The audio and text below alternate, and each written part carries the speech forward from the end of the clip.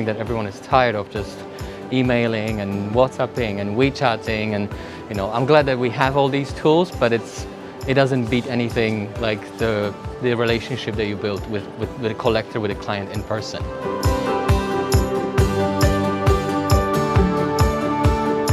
We have a lot of clients that want to purchase all the artworks. It's the best time to catch up with the clients, to show our work. Art in front of a camera or in front of a phone, media works. It's just like another WhatsApp message, right?